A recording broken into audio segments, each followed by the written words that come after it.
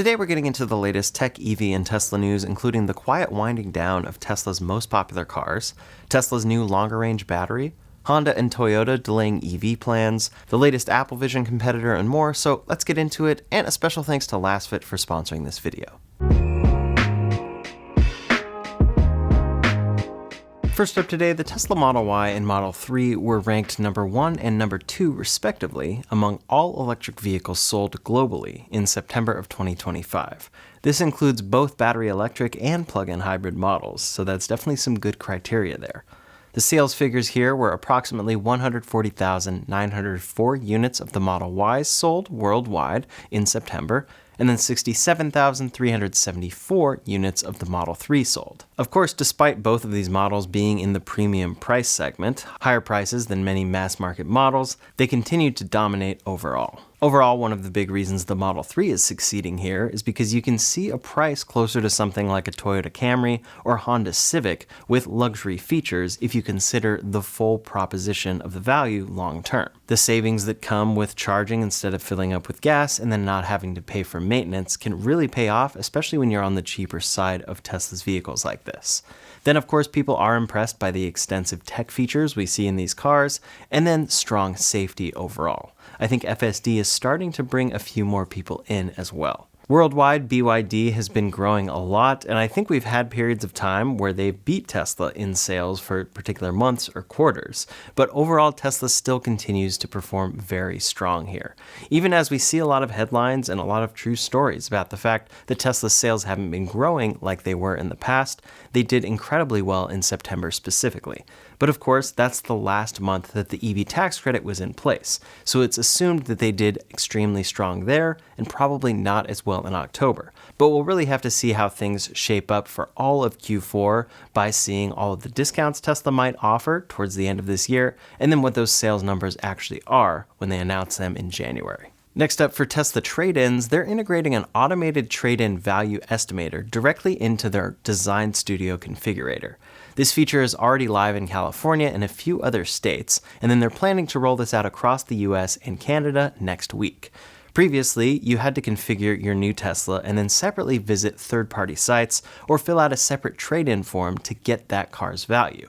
But here, this is a much better process where Tesla is embedding this trade-in estimate within the purchase flow. They say that this reduces friction and addresses a major unknown for buyers at the moment of highest intent. This is the moment that people are possibly considering buying a car, and if it's very easy to also see what your trade-in could be right there, it seems like it will probably lead to more conversions. Now, Tesla is known to have lower trade-in values than other companies, but still, just the convenience here could be very good. Additionally, Tesla automatically applies the loyalty credit, which is up to $1,000 in the US, for returning Tesla owners when they trade in a Tesla and then purchase a new one. Overall, this showcases Tesla's vertically integrated and data-driven sales model, linking their configurator, trade-in, loyalty incentives, and more in one single platform. This is how you purchase a Tesla. No matter what, if you go into a store, you are configuring it online, so they really want to streamline that part of the process, and I think this is a good improvement. Next up today, over the last few years, a lot has been changing over at Tesla, and in particular, Tesla has seen a major wave of high-level departures. Zachary Kirkhorn, Tesla's CFO, stepped down in August of 2023. Drew Baglino was Tesla's Senior VP of Powertrain and Energy Engineering, and he resigned in April of 2024. He was particularly notable as one of the faces of all of Tesla's battery efforts, and when you look back at Tesla's Battery Day in 2020, he was the main presenter. Rebecca Tanucci, the head of Tesla's Supercharger network, exited the company in April of 2024 because of a restructuring there, and we heard various reports about how that went. It seemed to have some tension there. Omid Afshar was Tesla's manufacturing and operations lead for the US and Europe, and he departed in 2025. Then Milan Kovac was Tesla's VP of Optimus Robotics, and he departed in 2025 as well. But the latest exits come from the Model Y and Cybertruck program leads, and these in particular mark a turning point for Tesla. These moves really line up with Tesla closing out the chapter on its current generation of vehicles and shifting towards their next era, FSD-first platforms like the Cybercab. Emmanuel Lamacchia was the Model Y's vehicle program manager, and he just left Tesla after 8 years. He saw the global all-new Model Y relaunch, converting 4 factories across 3 continents in just 2 weeks. He also helped scale production of both the Model 3 and Model Y from prototypes to the millions of units that they have sold. He said, quote, "Tesla taught me how to move fast without breaking things. Excited for what's next." His departure was of course just announced in November. Then for the Cybertruck, we have Siddhant Awasthi. He was the Cybertruck's program head most notably, but also was the Model 3 lead very recently. He joined Tesla as an intern and rose the ranks to lead Cybertruck from engineering through production. And he said, "When I started as an intern, I never dreamed I'd lead the Cybertruck program and bring it to reality." He acknowledged it was a tough decision to leave and that they have so much exciting growth ahead. But of course, the Cybertruck hasn't really grown to what Tesla expected, and many think that that is a piece of this here. He was probably hoping to stick around for this to get those 2 million pre-orders fulfilled, but instead they've sold less than 100,000 it seems. Before we go any further, I want to thank today's sponsor, Lasfit, the TK1 cordless portable air compressor for pickup trucks, SUVs, and cars. I found it particularly useful for my Cybertruck, as it's specifically designed for large tires. It's impressively fast with dual cylinder and turbo cooling technology. Its smart preset and auto shutoff features work together to streamline the whole process. Once you attach it to your tire, you can just set it and forget it with no fear of overinflating. Here, it inflated my tire from about 22 to 42 psi in around 2.5 minutes. This is by far the fastest tire pump of this size that I've used on my Cybertruck. The LED screen shows real-time tire pressure. You choose your mode, connect the tire, and press the power button to inflate your tire. Then it will auto shut off at your desired PSI. Its powerful 12,000 mAh battery allows for convenient inflating that lasts, and it's cordless, so that's one less thing to worry about when you find that your tire is leaking air. When you're done, it's so small and so light that you can store it just about anywhere. And it even comes with a carrying case. Say goodbye to bulky air compressors or searching for gas stations when you need a fill. This is truly a must-have if you drive a Cybertruck, and it can truly handle anything, including the heavy-duty tires of a 6,000-pound truck. To check out the Lasfit TK1 tire compressor for yourself, click the link in the description below and use code RyanBF25 for 25% off as a special Black Friday deal. So in some sense, companies are always restructuring, and it makes sense. A lot has changed for Tesla's vision over the last couple of years, so people want to try new things. But my own speculation here is that these aren't just random departures. They actually represent the completion of Tesla's current chapter. This is a chapter that many really don't want to be over, because when we look at other companies, they're really still entering this chapter for EVs, and many think it's still going to be around for a while. For instance, Rivian has the R2 coming up in 2026, and that's really their equivalent to the Model Y. But of course, with Elon Musk as your CEO, he isn't looking 2 years into the future and wanting to just sell more cars. He's looking at the full picture very long term on really how he could change the world. So Lamacchia and Awasthi were key figures behind the mass production ramp of the Model 3, Model Y, and Cybertruck. Those vehicles have really reached their full maturity.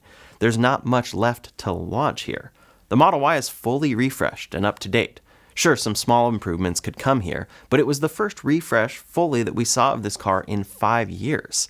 It will last for probably at least another 5, and within that time, Tesla wants to essentially be unrecognizable as the current company that they are. The Cybertruck launched and likely won't see much change, and it wasn't as popular as they had hoped. They didn't actually achieve the cost savings that they had hoped so that they could bring this car in at $40,000. So it seems like they're probably just sticking with what they have and they'll see it through. So this signals a big shift to the next platform for Tesla, one that is centered entirely around full self-driving. And of course, the Cybercab marks that beginning. It's an all-new vehicle architecture designed for autonomy from the ground up, and it uses their new unboxed assembly process, which will, of course, change everything. Once they have that assembly process up and running, they're probably not going to want to keep making the Model Y in its traditional form, at least once they're scaled. Instead, in their minds, when the Cybercab is really working, they will just make different sizes on that platform. So the executives who built the last generation are leaving because their mission is essentially complete, and Tesla is moving into the era of truly autonomous, purpose-built EVs. So in a sense, I think it's fair to say that Tesla is winding down production on 2 of their latest cars. Of course, it's a long wind-down process that doesn't simply start with factories slowing down. It starts with certain people who were once essential leaving. Then production will continue kicking in the background while executives are laser focused on this next chapter. But in time, it seems that Tesla will probably end production of these cars in favor of new ones designed and optimized for full self-driving. It's really just a question of how long. At Tesla, they're moving as if this can happen next year, with the Cybercab reportedly launching production in April. But many still think it's 10 years away from true FSD unsupervised maturity that can deliver this car. Regardless, I think it's pretty obvious that this is where Tesla is going, and no matter what, if they achieve it in 20 years or in 20 months, they're going to stop making the Model Y that we see today and the Cybertruck that we see today. So I think that's why we're seeing these executives leave. They don't really have that main purpose over at Tesla, and if that's their expertise, they'll probably go to different companies where they're scaling up their EVs and kind of doing what Tesla was focused on a couple years ago. What are your thoughts, though? Is this disappointing to see if this really is what it looks like? Or do you think we'll still see tons of refreshes of the Model Y down the line in the future? Next up today, over at Tesla, they have started building the Model Y long-range rear-wheel drive with a brand new battery pack at Giga Berlin. What's interesting about this battery, though, is that it's a quiet but meaningful upgrade. Production appears to have switched to this battery around VIN 766,000 for right-hand drive cars and 770,000 for left-hand drive, and the first deliveries are already showing a range bump. 661 kilometers WLTP range on the 20-inch wheels. That's about 40 kilometers more than what customers were told that they ordered, so some new owners are definitely in for a nice surprise there. This upgrade comes from LG Energy Solutions' new 5M battery pack, which replaces the earlier E5L version used in many European Teslas. The 5M uses improved NCM chemistry, nickel, cobalt, and manganese, with higher energy efficiency and better thermal efficiency. In simple terms, it holds a bit more usable energy in roughly the same physical space. So it's still around 82 kilowatt hours, but tweaks in the chemistry and the software make it more efficient on the road and a bit faster to charge as well. Tesla hasn't really made any announcement about this, but this is the kind of thing that they usually do. When new tech is ready, they quietly roll it into production instead of waiting for a model year refresh. And then when it's something like this, they ship it into that one market and don't really make too big of a deal of it because we're actually not getting that improvement in other markets. This also kind of shows Tesla's flexible strategy when it comes to battery supply. We see 4680 cells on the Cybertruck in the US. We see Panasonic supplying most of the United States for battery cells in Tesla's other cars. And then here we see LG packs being what Tesla is reliant on at Giga Berlin, with the latest generation bringing some improvements. As always, this is one of those kind of small improvements that Tesla makes where it's like, well, if I bought yesterday, I don't really need to be sad that I didn't get this upgrade. And it's not something that takes the range to a whole new level or anything, but it does bring a small improvement, and over time, these small improvements definitely add up. So if you're taking delivery of a new Model Y in these markets, you'll probably see this LG 5M battery upgrade, which is a small upgrade, but still improves range and a lot of things about this car. I think charging speed is one of the most exciting pieces about this. Next up today, EV sales continue to surge despite the end of the federal EV tax credit. Now, when we look at the difference from September to October, EV sales plunged from about 12.9% of brand new cars in September to 6% in October. And that, of course, was following the end of the federal EV tax credit of $7,500. That's a big savings that customers are no longer seeing, and so this sales drop made a lot of sense. But despite the sales drop, consumer interest does remain strong. Reportedly, 24.2% of active car shoppers say that they are very likely to consider an EV within the next 12 months, and this is the highest level we've seen since January of 2025. Among current EV owners, 94% are considering an EV for their next purchase or lease. So it seems that for the vast majority of people that buy an EV, they want to buy another one. 79% say that they definitely will as well. So we're getting to the point here where 4 out of 5 people will absolutely stick with an EV after they buy that first one. That's a very big sign that interest is still very much here for the future. Ownership loyalty is very high, so of the expected 243,000 franchise EV leases expiring in 2026, 62% of those are likely to replace that with another EV specifically. Reportedly, 86% of EV owners say that their vehicle meets the lower operating cost promise, and 60% say it's much less expensive to own compared to a gasoline car. So this is a very big factor for many of these owners. The bottom line of this report overall is that while the sales volume setback may last for a few months, the underlying fundamentals suggest that the EV market remains resilient. There's still interest, loyalty, and cost savings that people want with these cars. And it is interesting to see this on a website like Electrek that is always talking about how Tesla's sales are plunging. Here they're talking about the fact that the EV market is still resilient in the face of plummeting sales, and I think it really just applies across the board, even for Tesla as well. Last up today, some updates from other tech companies and automakers. Over at Ford, CEO Jim Farley has said that Ford's decision to tear apart rival EVs, which included a Tesla Model 3 and then Chinese EVs, was a wake-up call. He found the teardown shocking in terms of how far ahead Chinese-based EV makers and Tesla were in certain specific areas. One specific example he cited was that Ford's Mustang Mach-E had around 1.6 kilometers more electrical wiring than a Tesla, which of course adds weight and requires a larger battery. Farley reiterated that Chinese EV firms are an existential threat to Western automakers, saying that Chinese EVs are far superior in some respects, and that brands like BYD are completely dominating globally. He also noted that the US EV market is totally different than Ford previously thought. US consumers are now more interested in affordable EVs, rather than the more expensive $70,000 to $80,000 models. As a result, Ford is entirely shifting their strategy. We've talked about this before, but essentially they're looking for a new EV production line aimed at delivering an around $30,000 mid-size truck to launch sometime in 2027. Here they want to better compete with Tesla and Chinese rivals, with the core technology inside these cars. Ford has been in a tough place overall for EVs, but it does seem like they generally have the right vision for the future. It's really just if they can get those affordable EVs to be profitable, and I'm absolutely rooting for them.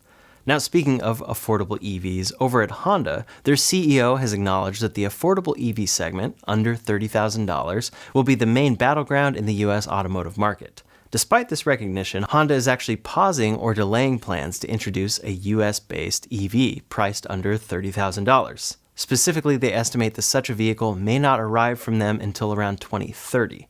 One of the reasons they cite here is the removal of the EV tax credit and other supportive policies that have changed or have ended. Honda believes that EV growth in the US as a result of this may be pushed, quote, out 5 years or more.